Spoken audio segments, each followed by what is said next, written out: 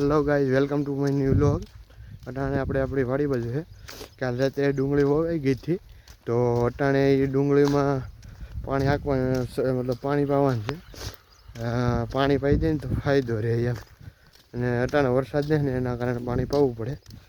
આ જો આપણે ખેતર છે ડુંગળી. સવારે પાળા તો આપણે બાંધી જતા, પણ હવે પાણી ચડાવી દઈએ અટાણે.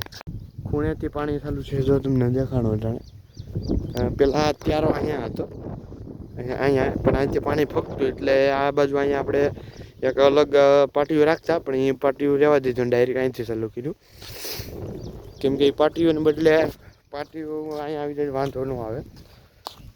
પાટીઓ આગળ કાઢી નાખ્યું ને અહીંયા અહીં કરી નાખ્યું. આપજો પેલા ઓલામાં હું કહ્યું ને અડધી પોણી કલાકથી હાલે, કેમ કે અહીંયા છે ને ખાડા જેવું છે, પાણીનો ભરાવ થઈ ગયો ને સામે લગન ત્યાં માણ પીગું છે. અટાણે તો પાણીનો ભરાવ થઈ જાય ને એટલે વાર લાગે. અટાણે લાઇટ વધી હતી, મને એમ લાગતું હતું એક ત્યારો હતો કોઈને પીતો નહોતો. પછી લાઇટ વધી હતી જીને પીધો, તો પછી ખબર કે કહીને બેઠા પછી કે કંઈક દરિયામાં વાંધો લાગે તો એ ચડાવી દઈએ. દરિયો ચડાવી પછી પાછું ચાલુ કરીએ. પાણી પેલો ત્યારો એને પીધો.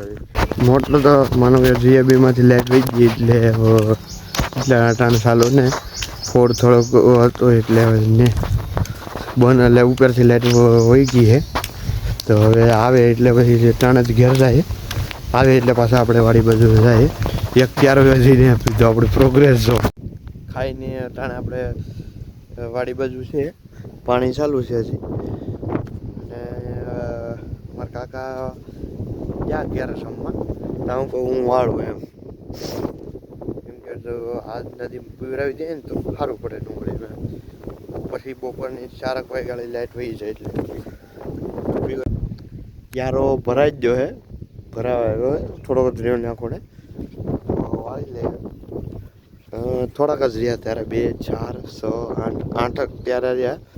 મિનિમમ 3 વાગે તો પી જાય, એટલે 3 થી 4 વાગે કદાચ પી જાય. એકાદો રહી જાય તો, કેમ કે પેલું પાણી છે ને એટલે કદાચ વાર તો લાગશે. ક્યારો વાળી નાખ્યો હે.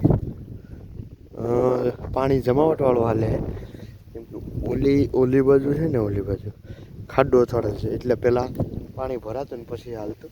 અહીંથી સીધા જેવું છે એટલે વાંધો નથી, સીધે હાલ્યા એટલે વહેલું પીધા વાંધો નહીં આવે.